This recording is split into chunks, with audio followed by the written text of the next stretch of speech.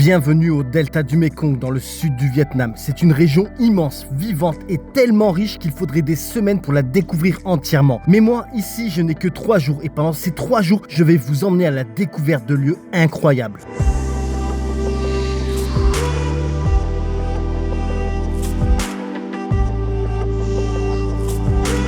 C'est parti. Alors tout d'abord, il faut savoir que le delta du Mekong, c'est pas juste 2 bras de rivière. Non, c'est un endroit vachement vaste, énormément vaste. Et il y a plusieurs villes. Et donc, notre premier arrêt, c'est à Bến Tre. Et à Bến Tre, notre première visite, c'est les fours à briques, l'industrie des briques. Et donc ici, on va découvrir comment ils font les briques, comment tout le procédé pour faire les briques de terre. Et franchement, c'est génial de voir les fours, de voir comment ça marche, c'est hyper intéressant. Je vous en dis plus juste de suite. Là, regardez, je suis dans un des fours qu'ils utilisent encore à l'heure actuelle. Bon, bien évidemment, pas maintenant, parce que sinon, je serais littéralement en train de cuire comme un cochon. Mais bon, donc là, en fait, ce qui est intéressant, c'est que je suis sur le plancher, littéralement sur le plancher, un plancher qui est surélevé, vous voyez, comparé à l'entrée. Et en fait, ici, on voit, vous voyez, toutes les marques, là, c'est différents niveaux jusqu'à où ils vont monter les briques. Jusque là, vous voyez, ça, c'est le dernier niveau. Et puis bon, après, on a la cheminée. Et pour bloquer les briques, pour pas que ça tombe, ils ont créé des briques, déjà au préalable, arrondies, pour pouvoir les bloquer au niveau de cette arche, de l'arrondi du four. Franchement, c'est super bien fait, c'est super intéressant. Je ne pouvais pas imaginer en fait qu'on mettait autant de briques dans un four. Ils peuvent en mettre de 30 à 50 000 briques d'un coup. Et c'est pour ça, en fait, pour pas que ça bouge avec la chaleur, ils sont obligés de les bloquer avec ces briques-là qui sont arrondies. Et je ne savais pas non plus qu'en fait, il y avait un plancher tel que celui-ci. Moi, je pensais que c'était genre posé sur le sol, ça cuisait, ça montait jusqu'à 2 mètres, une pile. En fait, non. C'est incroyable, c'est incroyable. Ici, les briques sont fabriquées à partir d'argile locale prélevée dans le delta du Mekong. Elles passent d'abord dans cette machine qui leur donne la forme exacte de la brique, puis les briques sont coupées de cette manière, toutes à taille égale. Ensuite, on les fait sécher pendant environ 1 semaine au soleil avant de partir en cuisson dans les énormes fours à briques en briques. Et comme combustible, ils utilisent des balles de riz qui est la coquille qu'il y a sur le grain de riz. À genre même pas 100 mètres de la fabrique de briques, vous avez un hangar où ils préparent les noix de coco.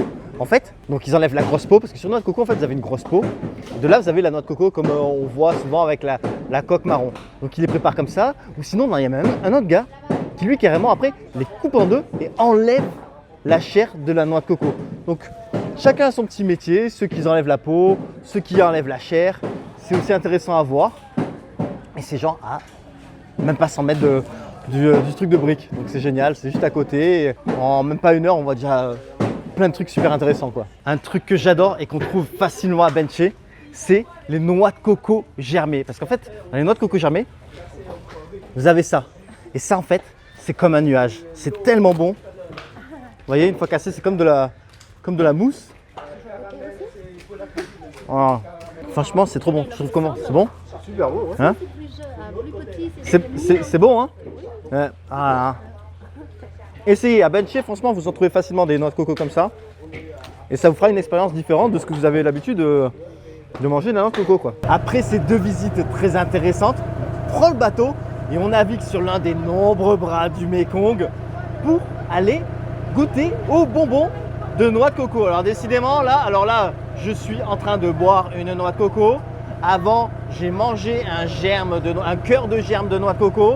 Et là, on va manger un bonbon de noix de coco. À la fois, Bến Tre, c'est le pays de la noix de coco. Ici, c'est clairement pas ce qui manque. Donc voilà, petite balade sur le Mekong. On voit le quotidien des locaux. Franchement, c'est super sympa. 3e arrêt, on va visiter une petite industrie artisanale de bonbons à la noix de coco. Mais avant ça, dégustation du fruit du palmier d'eau. Ça, c'est lourd, hein. Ça, c'est lourd. Donc là, on l'a coupé en 2. Ça ressemble à ça. Mais quel goût ça a! Attention, petite cuillère. En fait, c'est un tout petit fruit. Échec. On va en couper un autre. Bon, 2e essai. On va essayer de ne pas le mettre au sol. Waouh! C'est bizarre. On dirait un peu. Mais c'est pas sucré déjà. On dirait un peu de la pousse de bambou. Un peu, c'est comme... Ça se ressemble. Ouais, ça ressemble à... On dirait en fait le Moins goût... sucré. Voilà, on dirait de la pousse de bambou un peu. Texture très croquante et ferme, ça c'est agréable. Mais bon, alors là, vous n'attendez pas un fruit extrêmement sucré. Hein. Mais ça passe. Ça vaut le coup d'essayer. Regardez, on va vous montrer les étapes de comment faire les bonbons à la noix de coco. Donc bien évidemment, d'abord, on enlève la croûte de la noix de coco sur l'épée de fer. Ça, c'est moi qui l'appelais comme ça. C'est juste un pic soudé qui permet facilement d'enlever la peau de la noix de coco. Hein. Parce que ça, c'est un truc vachement dur à enlever à la base. Hein. Et regardez à quelle facilité il arrive à le faire. Et ça, grossièrement, grâce bien évidemment à sa technique, mais au pic qu'il y a dessus. Là, il la casse. Et en fait, il récupère donc l'eau de la noix de coco. Voilà. Regardez-moi ça comme c'est beau. Ça vous donne pas envie de mettre un croc dedans là? Encore, Ouais. lâchez que vous avez mangé. Thử đi, thơm, thử đi, thử thơm. T'aimes quoi? Thơm. Ça sent bon, hein? Rồi, tiền Ça sent trop bon. Je vous jure, j'ai envie de mettre un croc dans la noix de coco là. Et donc après, il gratte la noix de coco. Tiền thống. Vous voyez? Nào tiền thống. En fait, c'est juste un petit disque qui permet de grapper, de râper l'intérieur de la noix de coco. Super efficace, hein, cet outil. Hein. Super efficace. Rồi. Et voilà. Vous pouvez goûter. Vous voyez, alors là, je vais goûter. Attention, les amis. Chút xíu rồi, À, chút c'est xíu bon. không không chú. Ah, mais moi, de toute façon, la noix de coco, Chút xíu đâu có ra nước cốt. je kiffe. Donc forcément que c'est bon, quoi. Il met donc toute la chair dans cette machine. Donc là, on a les restes, mais là, on a surtout le lait de coco qui... Để khách vô nha, với Le lait chú coco nha, qui vô sort. nè. Vô, 1, 2, 3, vô. Ok. Ah, Mot, hi, ba, yo. Tu sais que C'est parti, qu'est-ce que... maintenant 110 kilos. Oh, Madonna, comme c'est bon. Khách ngon thử thêm. Est-ce que vous avez entendu ce que la guide vient de dire? Elle m'a dit maintenant 110 kilos. Non mais s'il vous plaît. Chú thử thêm đi chú. Parce que 100 c'est pas assez, c'est ça? La dernière étape, c'est une fois que vous avez le lait de coco, vous le mettez ici dans la bassine et vous touillez pendant 1h30. Pendant 1h30, vous cuisinez, vous touillez pour avoir après la pâte pour faire le bonbon à la noix de coco. Ensuite, vous avez cette pâte. Vous mettez là, faites sécher. Voilà, c'est le petit moule. Il est dur. Ouais. On peut enlever Et puis après, le coupe-coupe. Et là, c'est parti, les amis. Je prends le nature. Nature. Tu veux combien? En fait, elle a raison, la guide. Je vais faire 110 kilos. Oh, c'est trop bon ce bonbon. Si, j'ai goûté celui-là. Là. C'est trop bon. Chocolat cacahuète. Oh mon dieu. C'est là. Chocolat cacahuète, les amis. Chocolat cacahuète. 120 kilos. 120. Là, la dame, elle a des petits papiers. Et donc, elle les enveloppe. Parce que c'est assez collant. Hein. C'est assez collant. Elle les enveloppe. Une fois enveloppées, elle met dans la petite pochette. Et voilà. Vous avez votre bonbon à la noix de coco. Ta ta ta ta. Alcool de serpent qui a coulé directement sur la tête du cobra. Bien aromatisé. Ouais, 120 kilos maintenant. Hein. Si j'avais n'importe quel virus, je suis désinfecté pour 10 ans. Voilà. Donc ici, c'est un endroit où je ne vais pas encore perdre de poids. C'est-à-dire là, j'ai déjà goûté le fruit du palmier d'eau, les bonbons, la noix de coco, toutes les variétés. Pour digérer, un petit shot d'alcool de serpent. Et maintenant, j'ai une assiette de 5 fruits. 5 fruits d'ici. Donc on va commencer par le pamplemousse. Lemon tea. Très bon, très bon. Sucré comme il faut. Ngon. Super. Là maintenant, doudou, c'est le doudou. Doudou. La papaye. Doudou, tu vois. Sucré fondant, toi, maxi bon. Fruit du jacquet. J'adore ce fruit. Après, le vietnamien là, avec les mecs, c'est ça? Tellement goûteux. Tout est tellement sucré. Longan. Longan, en fait, c'est comme grosso modo, hein, c'est comme un litchi, mais avec la police. Et la texture du fruit, c'est pareil que le litchi. Hein. C'est pareil que le litchi. Mais le goût est différent, par contre. Hein. Regardez, regardez. Papa. papaye. Ouais. Mango cũng vậy này. Papaye. Banana Mẹ luôn. Pamplemousse pomelo. Đó, thấy á, anh thầy ngồi tướng tư. Tellement sucré encore une fois. Regardez par contre, faites attention, hein. Sacré noyau.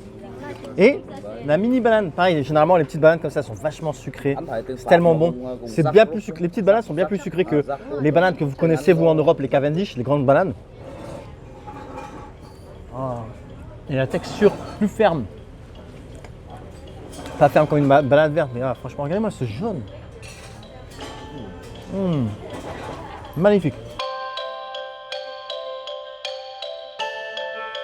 Maintenant, on visite un atelier de tissage de nattes, mais de manière artisanale. Ici, pas de machine. Ces dames arrivent à tisser 2 fois 2 mètres en 3 heures seulement.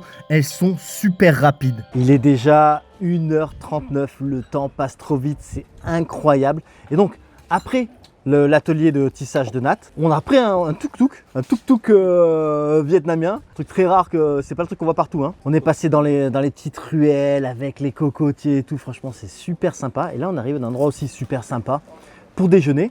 Alors on va commencer par des beignets de fleurs de bananier. Qu'est-ce que ça donne? J'ai jamais goûté ça. C'est pas mal. Goûter avec la sauce. C'est pas mal. Ensuite, on a eu une soupe de pâtes et de crevettes. Crevettes hachées, petite soupe comme ça. Ouais, c'est ce que je leur ai dit. Vous m'avez fait un minestrone. C'est la soupe italienne. C'est bien de dire ça. Mais c'est trop bon, c'est trop bon. Ensuite, regardez. Regardez-moi ce poisson. Non mais rien que la présentation, c'est pas trop stylé. Ils l'ont mis comme ça, en mode poisson dragon avec le piment. C'est sympa, non? On va goûter ça. Et puis on a aussi des maxi crevettes. Regardez.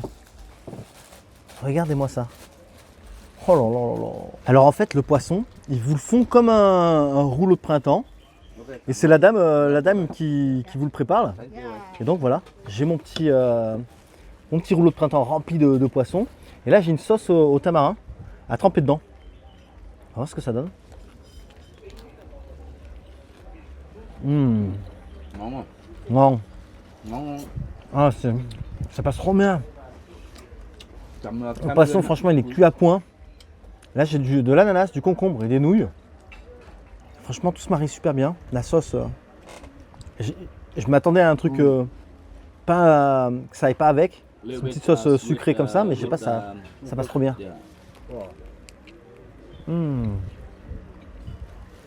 Très bon poisson. C'est validé. Hein. Parce qu'au Vietnam, on vous laisse jamais mourir de faim. Là maintenant, on a un riz frit, une sorte de riz cantonais grosso modo. Pas mal. Pas mal. Crevettes, carottes, œufs, ciboulettes et riz bien évidemment. Après le déjeuner, il faut bien digérer et brûler toutes ces calories ingurgitées. Du coup, petite balade au milieu des cocotiers. Des cocotiers. Voilà, donc là on va aller à notre prochaine destination en marchant. C'est bien de marcher comme ça, vous pouvez plus découvrir facilement les alentours. Moi j'aime bien beaucoup marcher justement pour ça, parce qu'on peut bien profiter, bien regarder, s'arrêter quand on veut. Et donc là c'est le but du jeu, marcher tranquille, regarder la vie ici dans le delta du Mekong, pour ensuite arriver au prochain lieu de notre journée. Après notre petite balade à pied, on est monté sur une barque à rame et là on fait une balade au milieu des palmiers d'eau. C'est tellement agréable, c'est tellement calme. Le seul bruit, c'est le bruit de la rame qui tape sur l'eau. C'est le seul bruit. Franchement, c'est génial, le cadre est génial, l'expérience est géniale. En fait, c'est reposant. Ce qui est bien, c'est que c'est reposant dans un cadre qui est top, quoi. C'est-à-dire entouré de végétation. Là, en plus, on a une super météo. Il fait pas chaud, il fait pas humide, il fait chaud, agréablement chaud. Pas le chaud où vous transpirez comme pas possible. Non, c'est top. Je dis, regardez-moi ça là. Hein? Est-ce qu'on peut se plaindre? C'est génial. C'est génial. Les amis, là, on va arriver à l'hôtel, là où on reste pour la nuit. Et on vient prendre nos valises en scooter à remorque. Donc voilà, on a le scooter ici. Avec la remorque, les valises à l'intérieur, classique du Vietnam. Voilà. Alors là, si vous demandez, non mais pourquoi on vient nous chercher nos bagages, pourquoi il faut marcher? Tout simplement parce que la voiture ne peut pas passer sur ce genre de petit chemin étroit. Donc c'est pas grave, on marche quoi, 5 minutes, et on arrive à l'hôtel. Donc en plus c'est une petite, franchement c'est sympa, regardez. C'est sympa comme balade, non? Après même pas 5 minutes de marche, on vient d'arriver au homestay. Super sympa, au milieu de cocotiers, c'est super calme. On a un bungalow vraiment cool, petite chambre simple, mais bon, nécessaire pour une nuit. Il y a la piscine, franchement, c'est calme, c'est calme. C'est sûr, là, ce soir, vous n'avez pas des klaxons de motorbike à 4 h du matin, karaoké ou quoi. Vous n'avez pas le bruit de la ville, quoi. On a à peine eu le temps de jeter les valises qu'on continue avec une activité vélo sur les petits chemins. Vous voyez, on est sur les petits chemins là. Et alors, on voit plein d'arbres fruitiers. C'est pas mal, c'est vraiment sympa. Encore une fois, c'est très calme. Puis voilà, on voit un peu où vivent les locaux. C'est vraiment sympa, regardez. Vous voyez? Là, faut pas que je me foute en l'air. Il y a un trou, il y a un trou. Est-ce que je vais me foutre en l'air en vidéo? Non. Tant mieux. Voilà, c'est agréable parce que justement, il n'y a pas de bruit. On est dans la végétation. Puis faire du vélo, moi, c'est quelque chose que j'aime beaucoup. C'est comme la marche. C'est une manière agréable de découvrir un lieu parce que justement, on va doucement. Donc, on peut plus apprécier la chose. Vous voyez? Regardez, en plus là, à ce moment-là de la journée, le soleil commence à descendre. Donc, il fait pas spécialement chaud. On transpire pas. Et il y a une belle lumière. C'est top, top, top, top. La petite arrêt, pour vous montrer quelque chose. Donc ça, c'est des arbres à goyave. Et en fait, vous voyez, ils ont fait comme des coupures, comme des greffes. Mais en fait, c'est pour faire des boutures. Donc là, ils coupent, en fait, entre chaque boule, dessous la boule, ils coupent pour faire une bouture. J'avais jamais vu ça comme ça. C'est très intéressant, en fait. Sur une seule branche, on peut faire plusieurs boutures pour faire des boutures d'arbres de goyave. C'est dingue ce truc là, cette technique de... Je sais pas si vous connaissez, dites-moi si vous avez déjà vu ça, si vous connaissez. Moi c'est la première fois que je vois vraiment ce truc là. Une branche, plusieurs greffes, pour ensuite faire plusieurs boutures. On a à peine fait 50 mètres et là, même arbre, pour faire des pousses de goyave, sauf que c'est une technique complètement différente. Ici en fait il y a une greffe sur la branche, mais avec directement le pot et la terre prêts à planter. Franchement, c'est super intéressant à voir. Ah non, pour les épicurieux, c'est un tour génial. Hein. Là, je me régale, j'apprends plein de choses. J'avais jamais vu de cette manière-là, comme ça, avec le genre de pot de terre, enfin, le pot, la terre comme ça dans le plastique, ou la multigreffe sur une seule branche.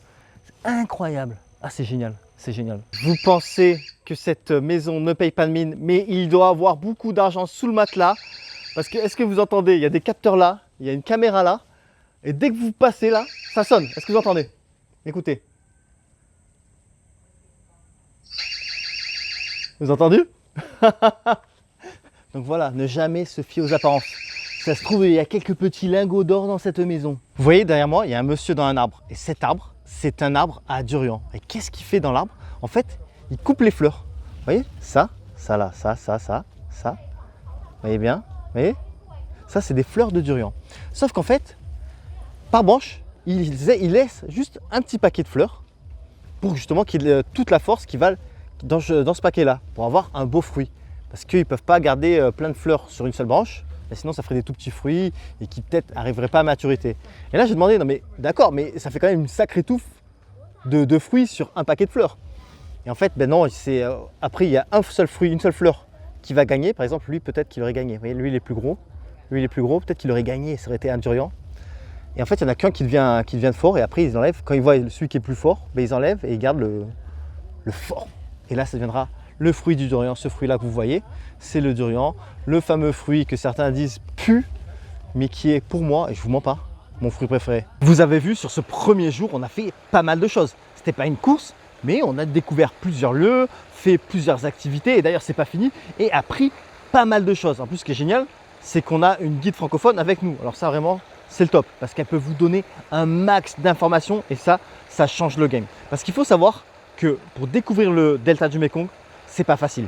C'est pas comme si vous visitez une ville où tout est plus ou moins concentré, vous avez des moyens de transport public et tout ça. Non, franchement, pour découvrir le delta du Mékong par soi-même, c'est compliqué. C'est compliqué, vous allez passer à côté de plein de choses. C'est mieux en fait de le faire accompagné et de passer si possible, comme je fais moi, avec une agence. Moi en fait là je fais un tour de 3 jours avec Senteurs du Vietnam. Senteurs du Vietnam, ils peuvent vous faire des tours sur mesure dans le delta du Mékong, que ce soit sur 1 jour, 2 jours, 3 jours, 4 jours, comme vous voulez. Et ce qui est bien, c'est que du coup, vous avez un chauffeur et vous avez votre guide francophone.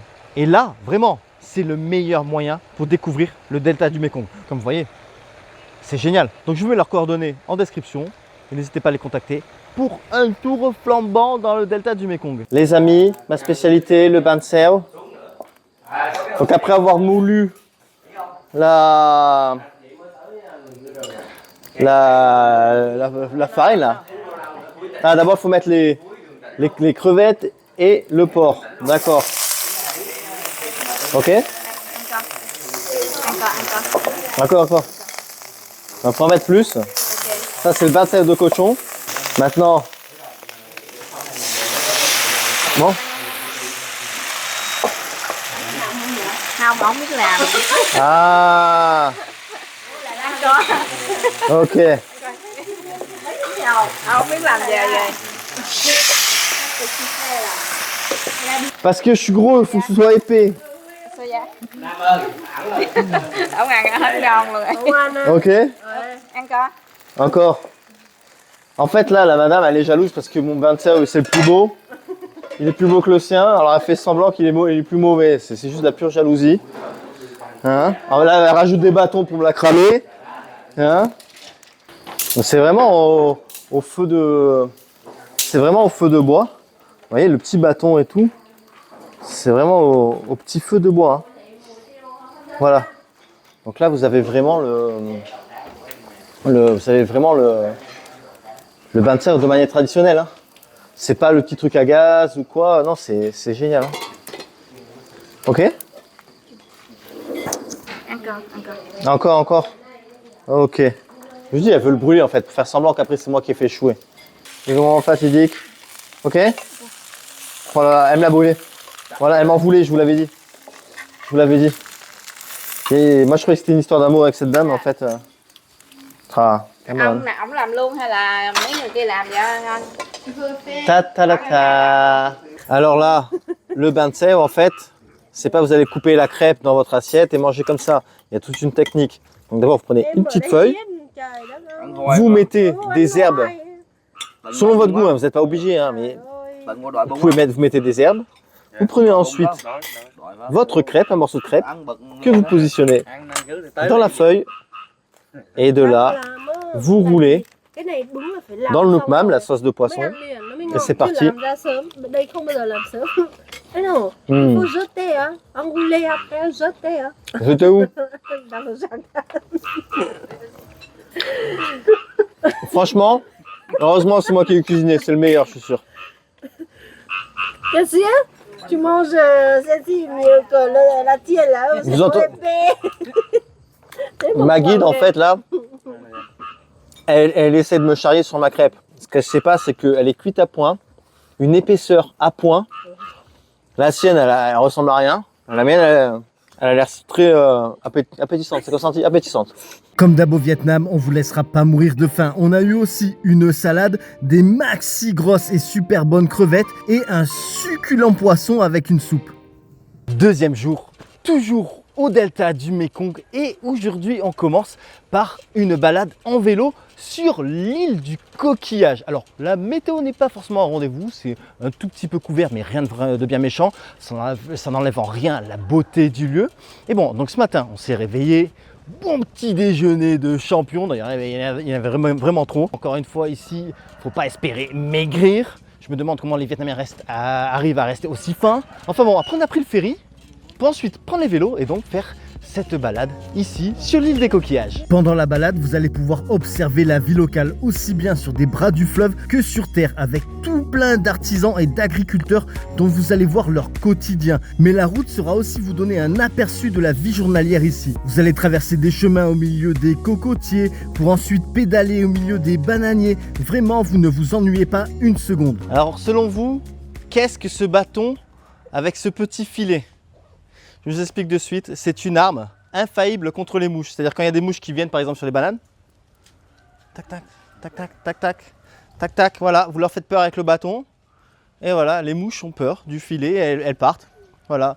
Donc mon prochain métier de youtubeur à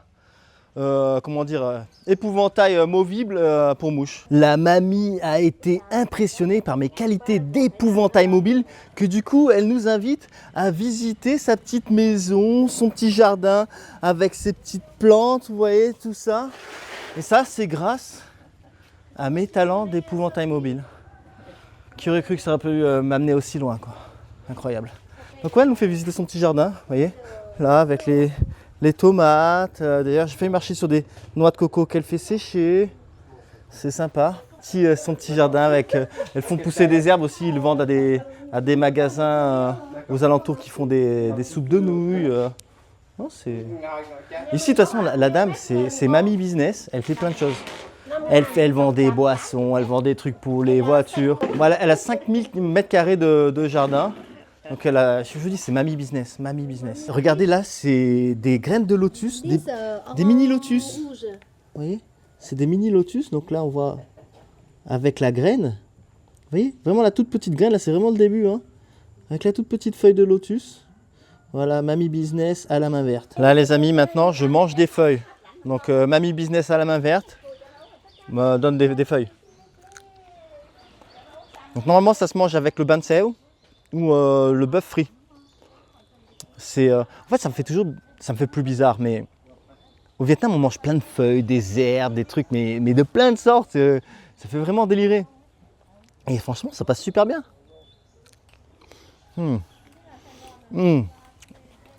J'ai un truc coincé dans la dent. Mamie business à la main verte n'est pas au bout de nos surprises. Elle fait aussi de la potion magique. Est-ce que c'est la même que Obélix est tombé dans la marmite? Ça passe bien, c'est super bon. On a repris le ferry, on est de retour sur la terre ferme. Grosso modo, on a quitté l'île du Coquillage. Et je pense, je ne suis pas sûr encore, mais j'ai un petit doute, que notre guide, Nyan, guide francophone, veut nous kidnapper. On passe par des tout petits chemins, un peu paumés comme ça. Je me suis dit, comment ça va se finir là? Comment ça va se finir hein? Les tout petits chemins, juste pour les scooters et les vélos. Hein. Voilà, et encore là, regardez. On rentre dans les jardins de cocotiers. Non, plus sérieusement, c'est vraiment sympa encore une fois. C'est calme. Et puis on peut observer un peu aussi le quotidien des locaux. Encore une fois, vous les voyez travailler sur les côtés, tout ça. Vous pouvez vous arrêter. Et Nyan, elle va parler avec eux et vous aider à comprendre justement leur quotidien et ce qu'ils font. Ils font pas mal de choses différentes d'ailleurs. Et ça, c'est vraiment sympa. Donc c'est plus qu'une... Cette balade à vélo, en fait, c'est vraiment une découverte. Hein. C'est vraiment une découverte parce que, justement, vous voyez plusieurs corps de métier, plusieurs activités. Ça, celui qui fait pousser ci, celui qui fait ça avec la noix de coco, ainsi de suite.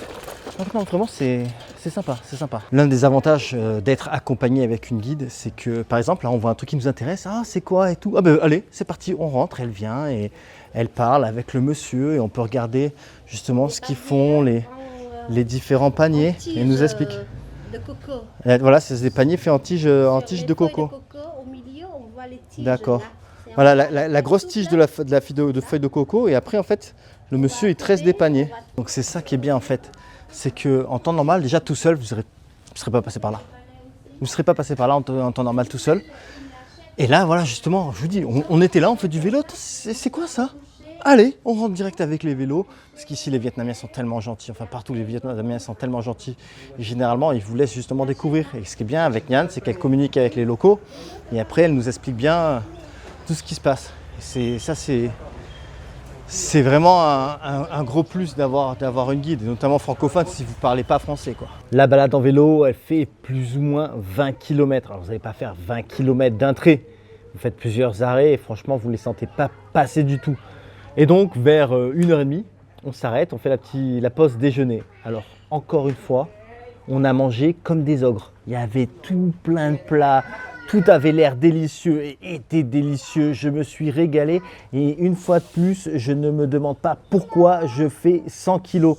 Je suis même d'ailleurs jaloux des Vietnamiens et de leur pouvoir magique. Je veux dire, j'ai l'impression que ces gens ne grossissent pas, qu'ils ne vieillissent pas, qu'ils ne transpirent pas. Moi, je veux dire, déjà rien qu'en regardant la nourriture, je grossis. Il fait 30,3 degrés, je transpire. La dernière fois que je rencontre une Vietnamienne, elle me demande mon âge, je demande de deviner, elle me dit 45 ans, j'en ai 41. Enfin voilà, ils ont plein de cheveux, ils n'ont pas de poils. Moi, j'ai des poils sur tout mon corps, on dirait un ours et j'ai pas de cheveux. Voilà, donc je trouve que c'est une injustice. Ceci dit, après le déjeuner, on a repris la route pour se rapprocher de notre prochaine destination de demain. Donc là, en fait, on a l'hôtel. Ce que vous voyez derrière moi, c'est notre petit homestay où on reste.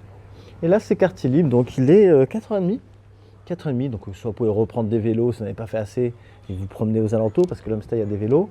Vous faire une petite marche à pied, vous reposer dans les hamacs, faire ce que vous voulez. Voilà.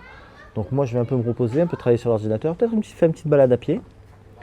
Et ensuite, rendez-vous demain matin pour une nouvelle étape dans ce voyage, ce séjour au delta du Mékong. Je me suis trompé, c'est pas rendez-vous demain matin, mais rendez-vous un peu plus tard en cuisine. Ce soir, c'est le cours de cuisine. Donc, on commence par la salade de papaye.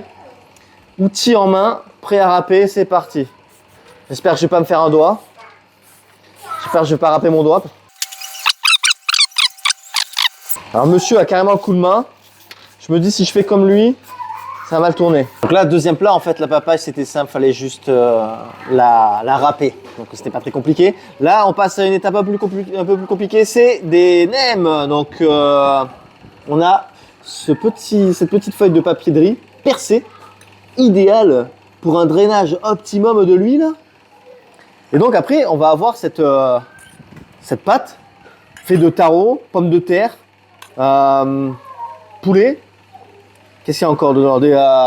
Des cébettes, carottes, oignons, salt, un peu de sucre, du sel et du poivre. Alors normalement, on va faire, il va me mettre la petite dosette dans la. Voilà, donc il met la dosette au bout. Et là, vous roulez. Tous ceux qui ont fumé des roulés. Ah, en fait, bon, je fais déjà. Et moi, j'ai pas fumé de roulé. Donc, en fait, après, on. Et ça doit faire à peu près 6 cm de large. Et là, il faut rouler. Alors, attention. Est-ce que le mien va être le plus sexy? Ta-ta-la-ta. Après, donc, avoir fait nos magnifiques. Enfin, j'ai fait des magnifiques spring rolls, les autres, c'est à débattre.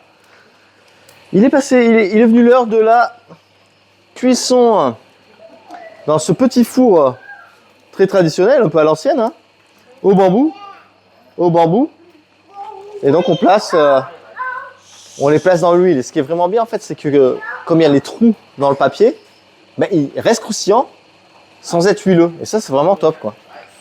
Ça, c'est vraiment top. Donc normalement, on devrait se régaler. Ça y est, je suis en mode mélangeur de salade de papaye. Alors le monsieur m'a mis tous les ingrédients en plus. Donc on a mis des oignons, on a mis un peu des petits piments mais qui piquent pas, des herbes. On a rajouté de la sauce où il y avait du jus de citron, du sucre, du piment, de l'ail et de la fiche sauce, la sauce de poisson. Et donc maintenant mon boulot c'est mixeur. Voilà, moulinex, appelez-moi moulinex. Voilà. Et là on va rajouter les peanuts. Voilà, voilà, ça c'est teamwork. Travail d'équipe. Voilà. Et après, il y a des crevettes qui viennent à l'intérieur. Hein. Alors là, je vais goûter à ces nems. Alors, ces nems qui sont différents du nord et du centre. Hein. Parce qu'en fait, comme il y a du taro, bah, du coup, ça fait que ça les rend un tout petit peu plus sucrés. Ils sont rien qu'au toucher, enfin, toucher avec les baguettes, on sent que c'est croustillant, quoi.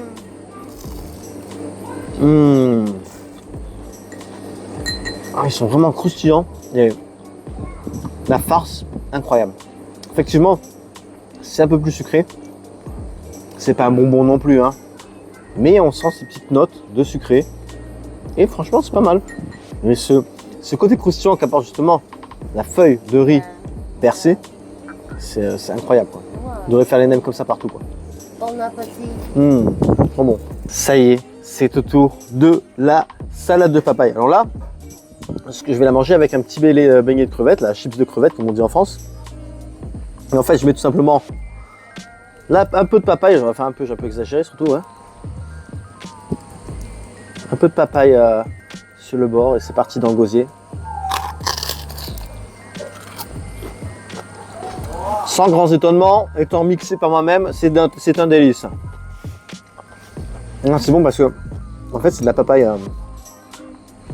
C'est de la papaye qui est verte entre guillemets. Hein. C'est-à-dire qu'elle est entre être le moment où elle arrive à maturité et le moment où elle est verte. Et ce qui est bien, c'est qu'en fait c'est croustillant.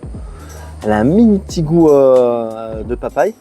Mais vraiment l'avantage c'est que c'est ce côté croustillant. Et là comme elle a baigné dans la sauce pendant à peu près 20 minutes, tout s'est bien imprégné avec les autres aliments et franchement c'est une dinguerie. Pour terminer, on a eu un poisson avec une belle décoration et évidemment du riz aussi servi avec cette décoration très originale. Troisième et dernier jour et la journée a commencé par encore une fois du bateau. Donc en fait on a pris le ferry, on a un peu marché genre quoi 200 mètres du homestay jusque là où on a pris le bateau. Ensuite traverser un des nombreux bras du Mekong pour aller au minivan et pour ensuite conduire jusqu'à Kento. À Kento, on va faire la visite du marché flottant. Alors maintenant, je vais être honnête avec vous. Dans le Mekong, si vous recherchez des expériences plus authentiques, il y a clairement plus authentique que le marché flottant.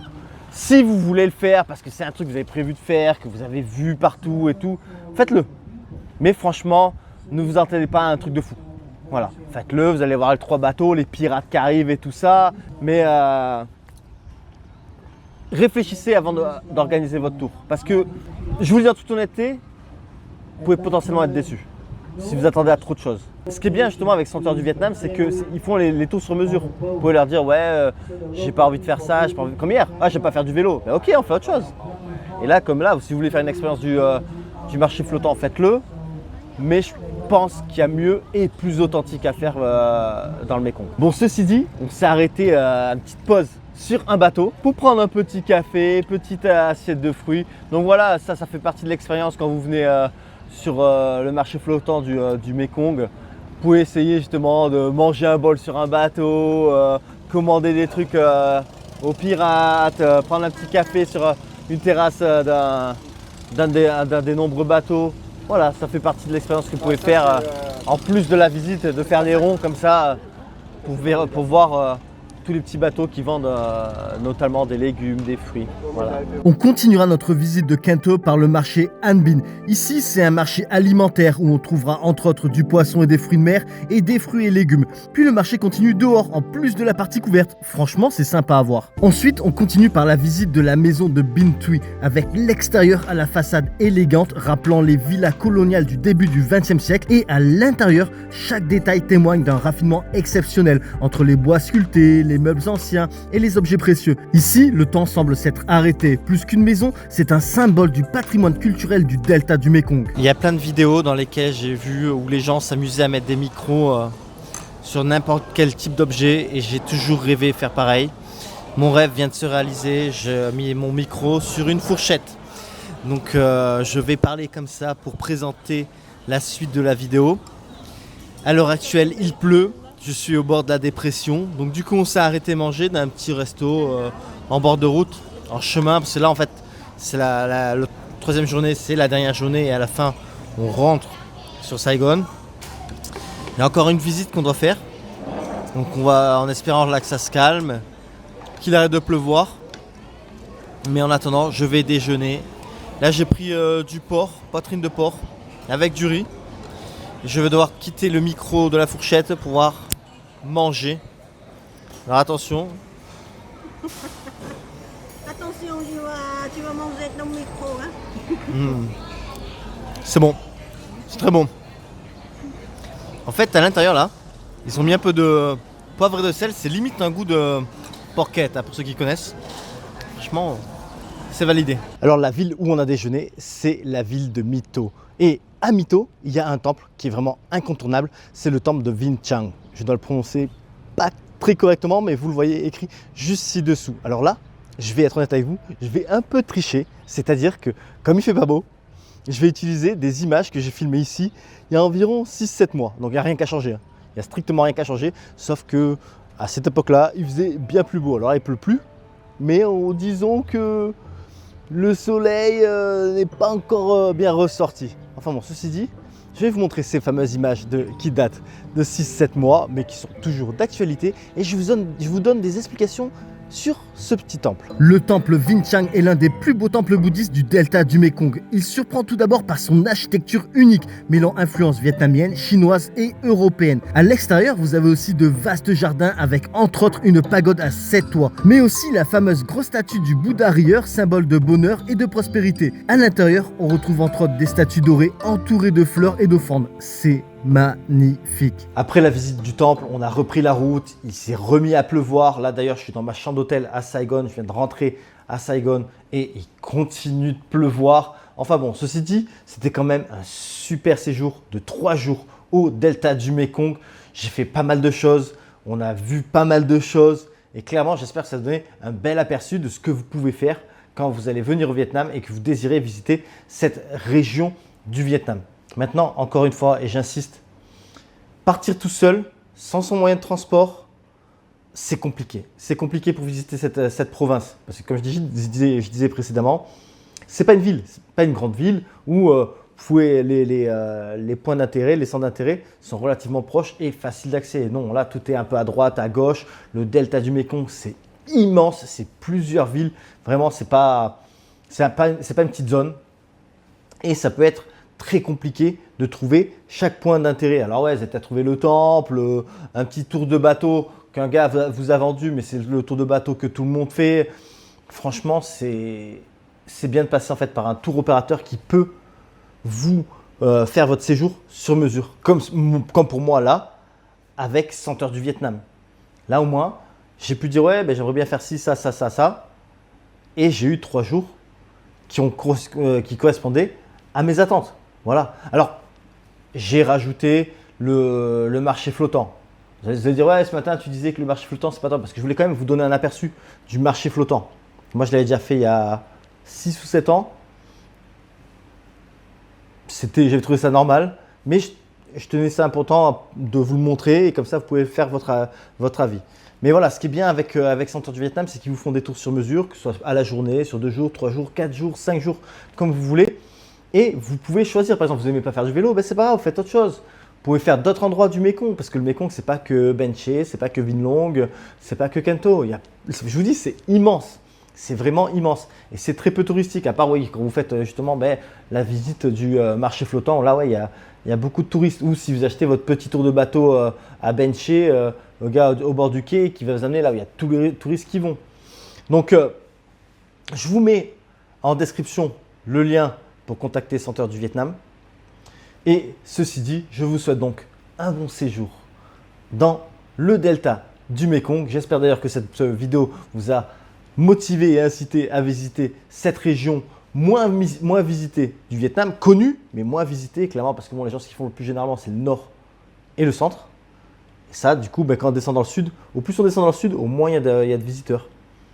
Voilà, alors là, il y a des gens qui vont faire Dalat, Nha Trang, Mui Ne, Saigon. Et il y en a plein en fait qui font juste des allers-retours dans le Mekong, qui font des tours à la journée ou des tours sur 2 jours, mais c'est avec l'usine, avec plein de monde. Donc c'est pour ça encore une fois que je recommande de passer par un tour opérateur. Vous faites ce que vous voulez. Moi je l'ai fait avec Centre du Vietnam, franchement c'était super.